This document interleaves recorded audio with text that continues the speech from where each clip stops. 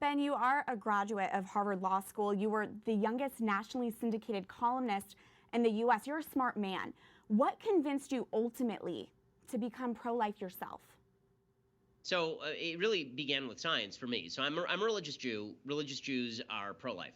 So from a biblical standpoint, the support for the pro-life position is pretty strong. But it really is science that I find to be the best argument and the most convincing argument. And as you see 3D and 4D ultrasounds, as you see the development of a child in the womb, as you realize that every argument against the pro-life position is based on false premises that could be applied to fully grown adults, then you begin to see that either the line is drawn with conception or isn't drawn at all, and that tends to be the way the argument goes.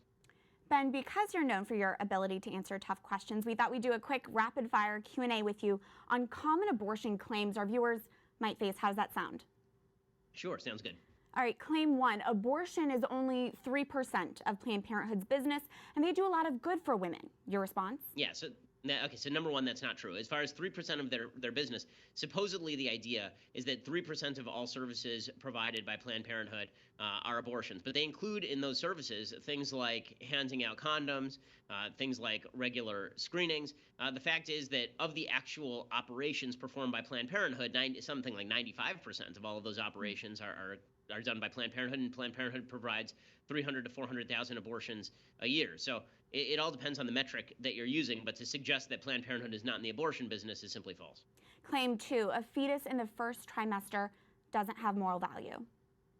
Again, if you want to make the claim that a fetus doesn't have moral value in the first trimester, you'd have to explain when a human being develops moral value. Is it with a heartbeat? Because there are plenty of people who are living off a pacemaker. Is it with lung function? Because there are plenty of people who are on iron lungs.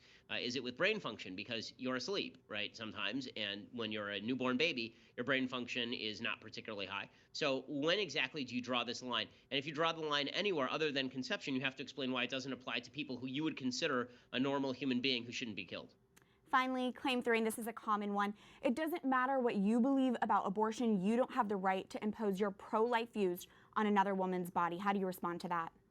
Now, that's just as foolish as arguing that it's none of my business whether you beat a dog in your backyard. It's not my dog. I don't have anything to do with your backyard. If you decide that the dog is worthy of beating, what's to stop you from doing it? Am I the great moral arbiter? The answer is we make these moral judgments all the time when we see a violation of moral law, and it is a violation of moral law to kill another human being, which is why we have murder laws. Ben, you give a lot of speeches, often on college campuses, and it seems you get questions about abortion quite often. Is there a reoccurring theme you've noticed with these questions on these different campuses? Well, I think that the theme that I get the most is young women who suggest that I am somehow invading their bodily autonomy if I am pro-life, that if I want to preserve the life of the unborn, that this is somehow a threat to their rights as an independent woman.